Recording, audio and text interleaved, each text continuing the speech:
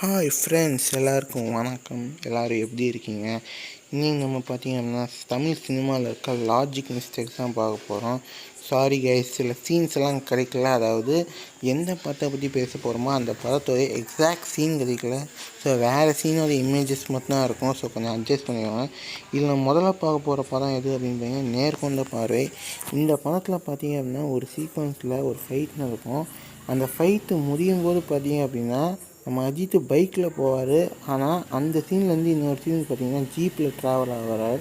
நீங்கள் வேணால் சொல்லலாம், அவங்க வந்து மெக்கானிக் ஷாப்பில் இருந்தானே கிளம்புனாரு, ஸோ மேபி பைக்கில் இருந்து காரில் மாறி இருக்கலாம் அப்படின்ட்டு. அப்போ இன்னொரு மிஸ்டேக் என்ன அப்படின்னு பார்த்தீங்கன்னா, ஸ்ரத்தா ஸ்ரீநாத் வந்து ஜாகிங்கு கிளம்புறப்ப பார்த்திங்கன்னா கத்துவாங்க. காலையில் கத்திட்டு நைட்டு விடுற மாதிரி இருக்கும். அது எப்படி காலையில் கத்திட்டு நைட்டு விடுற மாதிரி இருக்கும்? அதுக்கடுத்தது பார்த்திங்கன்னா கோமாளி படத்தில் இருக்க மிஸ்டேக்ஸ் தான் பார்க்க போகிறோம்.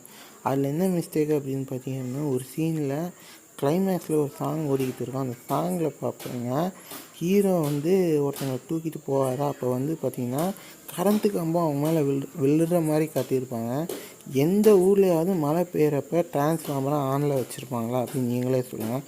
அப்படியே ஆனில் வச்சாலும் ஒட்டுமொத்த பேரும் வந்து எரிஞ்சு தாம்பலாயிருவாங்கன்னு அவங்களுக்கே தெரியும். தெரிஞ்சு எந்த ஊரில் ஆன் பண்ணி வச்சுருப்பாங்க? சரி விடுங்க, அந்த படத்தில் சில மிஸ்டேக்ஸ் பண்ணியிருப்பாங்க. அதில் இது ஒரு மிஸ்டேக்காக நம்ம வந்து எடுத்துக்கலாம். அடுத்தது பார்த்திங்கன்னா பிகில். இதில் எந்த சீனை சொல்கிறதுனே தெரில. சரி, ஃபஸ்ட்டு நம்ம இந்த சீனே சொல்லிடுவோம். ஆக்சுவலாக வந்து ஹீரோ பிகில் வந்து கொஞ்சம் தூரம் போயிருப்பார். அப்போ தான் ராயப்பனை குத்திருப்பாங்க. உடனே வந்து விஜய் பார்த்திங்க அப்படின்னா ஓடி வந்து காப்பாற்றலாம் அப்படின்னு போவார். அப்போ நீங்கள் கவனிச்சிங்க அப்படின்னா கொஞ்சம் தூரம் போனவர் எப்படி இவ்வளோ நேரம் வரலாம் அப்படின்ட்டு அதை ஸ்லோ மோஷன் எடுத்திருப்பாங்க. இதுக்கு பேசாமல் கொஞ்சம் தூரம் ட்ரெயின் போய் அதுக்கப்புறம் பிகில்னு கூப்பிட்டு அதுக்கப்புறம் இறங்கி வந்தால் அது ஒரு லாஜிக் இருக்குது.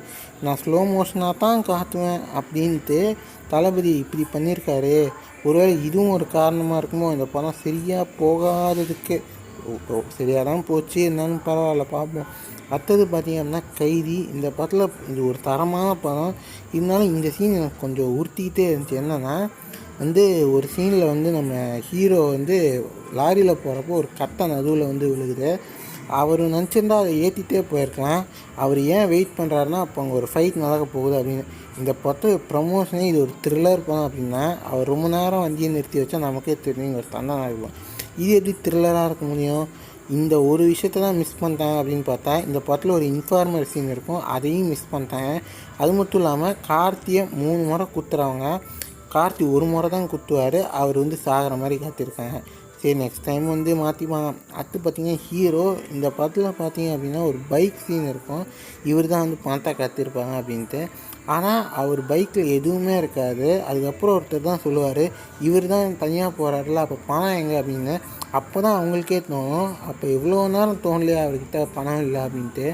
சரி, இதுதான் அப்படின்னு பார்த்தீங்க அப்படின்னா இன்னொரு சீன் என்னன்னு பார்த்தீங்கன்னா கிளைமேக்ஸில் சிவகார்த்திகேயன்கிட்ட எல்லோரும் சுற்றி காட்டிட்டு வராங்க, எல்லாம் இன்வென்ஷன் மாறிடுச்சு.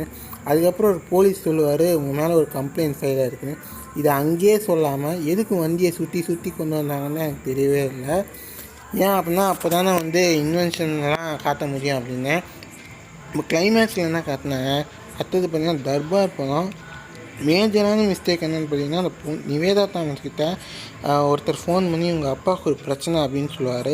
அதுக்கு முன்னாடி சீனே பார்த்தீங்க அப்படின்னா அவரே வந்து அவருக்கு ஃபோன் பண்ணி 2 முறை ஃபோன் பண்ணியிருப்பார். அப்போ நிச்சயமாக இவருடைய ஃபோன் நம்பர் அவர்கிட்ட இருந்திருக்கும். நேராக ரஜினிகிட்டே ஃபோன் பண்ணி சொல்லியிருக்கலாம். ஏன் நிவேதா தாமஸ் கிட்டே சொன்னாங்க? நீ வேணால் சொல்லலாம், அவருடைய ஃபோன் தான் நிவேதா தாமஸ் வச்சுருக்கலாம் அப்படின்ட்டு. அப்போ படத்தில் முக்கால்வாசி இடத்துல யோகி பாபு தான் சுற்றிட்டே இருக்கார். அப்படின்னா வந்து ரஜினி இல்லை யோகி பாபு ஃபோன்லையாவது சொல்லியிருக்கலாம் அவர். ஆனால் இதுக்கு நிவேதா தாமஸ் கிட்ட சொன்னார். அப்போ தான் படத்தை இன்னும் பரபரப்பாக கொண்டு போயிருக்க முடியும் அப்படின்ட்டு. அதுவும் இல்லாமல் அவர் ஒரு பிரச்சனை இருக்குதுன்னு தான் சொல்லுவார் தவிர அது என்னன்னு சொல்லவே மாட்டார். அதுக்கடுத்தது பார்த்திங்க அப்படின்னா பட்டாஸ். இந்த படத்தில் பார்த்திங்க அப்படின்னா இன்டர்வல் சீனில் வந்து ஸ்னேகா வந்து துரத்திட்டு வருவாங்க. ஆனால் அதுக்கு முன்னாடியே ஸ்னேகாவும் தனுஷும் அங்கே இருப்பாங்க. ஆனால் துரத்துறவங்க லேட்டாக தான் வருவாங்க. இதில் பத்தாவது தனுஷும் ஸ்னேகாவும் ஷேராக தொல்லாம் போவாங்க. அப்படி இருந்தால் அவங்க தான் ஃபஸ்ட்டு போகிற மாதிரி ஒரு சீன் இருக்கும்.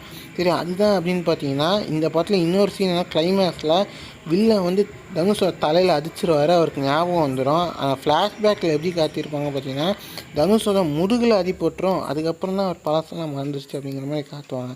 அடுத்தது பார்த்திங்க அப்படின்னா நான் சிரித்தால். இந்த படத்தில் கிளைமேக்ஸில் பார்த்திங்க அப்படின்னா இவ்வளோ நேரம் நல்லா போயிட்டு இருந்த பாட்டில் ஏன் கிளைமேக்ஸில் இப்படி பண்ணிட்டாங்கன்னு தெரில.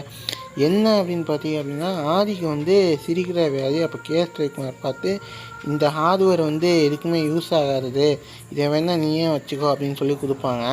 அந்த ஹார்ட்வேரை விற்கவும் முடியாது, அதை வந்து வேற ஒருத்தர்கிட்ட திருப்பி கொடுத்தா நிச்சயமாக அவர் கொண்டுவார் அப்படின்னு தெரியும். அப்படி இதுக்கு சம்மந்தமே இல்லாமல் அவர்கிட்ட அந்த ஹார்ட்வேரை கொடுத்தாங்க அப்படின்னு தான் தெரில. அதுக்கடுத்து நம்ம எந்த படத்தை பற்றி பார்க்க போகிறோம் அப்படின்னு பார்த்தீங்கன்னா காப்பான். இந்த படத்தில் என்ன தான் மண்டையை மாற்றினாலும் கொண்டையை மாற்றலை அப்படிங்கிற மாதிரி இவங்க ஒரு பிளெண்டரான ஒரு மிஸ்டேக் பண்ணியிருப்பாங்க. என்னென்னா படத்தில் எப்படி இவர் ஒரு ஃப்ரெண்டே வில்லனாக இருப்பார், இந்த படத்துலையும் ஒரு ஃப்ரெண்டு தான் வில்லன்.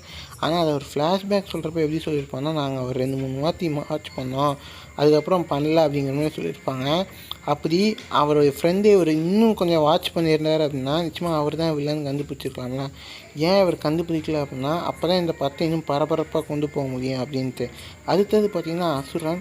எப்படி கைதி ஒரு தரமான படமோ அந்தமாதிரி இதுவும் ஒரு தரமான படம்னா இந்த படத்தில் ஒரே ஒரு சின்ன மிஸ்டேக் பண்ணியிருப்பாங்க. என்னென்னா தனுஷும் அவருடைய பையனும் கோர்ட்டில் போயிட்டு இருப்பாங்க. அப்போ வந்து நீயா ஆத்துக்கார மாரி இந்த போஸ்டர்லாம் எந்த அளவுக்கு நல்லா வச்சுருந்தாங்க. ஆனால் இவங்க பண்ண ஒரு மிஸ்டேக் என்னென்னா அந்த ஷூட்டிங் அந்த சீனுக்கு நடுவில் ஸ்கூட்டி வர மாதிரி காட்டியிருப்பாங்க. அதாவது 80s 90s போர்ஷனில் எப்படி ஸ்கூட்டி வரும் அப்படிங்கிற மாதிரி காட்டினது தான் அந்த ஒரு பெரிய தப்பு. அதை மட்டும் பண்ணாமல் இருந்ததுனால அந்த படம் வேறு லெவலில் போயிருக்கும். அதுக்கடுத்து பார்க்க போகிற படம் என்ன அப்படின்னு பார்த்தீங்க அப்படின்னா நம்ம வீட்டு பிள்ளை. இந்த படத்தில் பார்த்திங்கன்னா பக்கதா இருப்பார். அவர் வந்து சிங்கப்பூரில் வேலை செய்கிற மாதிரி காட்டியிருப்பார். அவர் வந்து சிவகார்த்திகேயன் அண்ணான்னு கூப்பிடுவார், சிவகார்த்திகேயன் பார்த்திங்கன்னா அவர் தம்பின்னு கூப்பிடுவார். அப்போ நிச்சயமாக அண்ணன் தம்பி ரிலேஷன்ஷிப் தான் இவங்களுக்குன்னு தெரியும். அப்படி இருந்தும் பார்த்திங்க அப்படின்னா எப்படி சிவகார்த்திகேயன் முதல்ல கல்யாணம் பண்ணி வைக்காம எதுக்கு வந்து பக்கதா கல்யாணம் பண்ணி வச்சாங்க, அதுக்கு ஐஸ்வர்யா ராஜை கல்யாணம் பண்ணி வச்சாங்க அப்படின்னு தான் தெரியல. அந்த ஃபைனலாக ஆதித்யவர்மா இந்த படத்தோட மிஸ்டேக் தான் போட்டு குறைச்சிக்கிட்டே இருக்குது. இந்த படத்தில் பார்த்திங்க அப்படின்னா ஹீரோவும் ஹீரோயினும் பிரிஞ்சிருவாங்க. ஆனால் பிரிஞ்ச விஷயம் அவங்க 2 பேருக்குமே தெரியாது. ஏன் அவங்க 2 பேருக்கிட்டையும் ஃபோன் இல்லையா? ஃபோன் இருந்தால் அவங்க நிச்சயமாக வந்து பேசியிருப்பாங்களே, ஏன் அதை அப்படி காட்டல? நீங்கள் வேணால் சொல்லலாம், ஏன்பா இவங்க 2 பேருக்கிட்டையும் ஃபோன் இல்லை அப்படின்ட்டு. அப்போ நீங்கள் தூரம் பார்த்து கேட்டிங்கன்னா தெரியும் இவங்க 2 பேருக்கிட்டையும் ஃபோன் இருக்கா இல்லையான்னு. அவ்வளோதான் கேஸ் இந்த வீடியோ. நான் வீழ்வேன் என்று நினைத்தாயோ?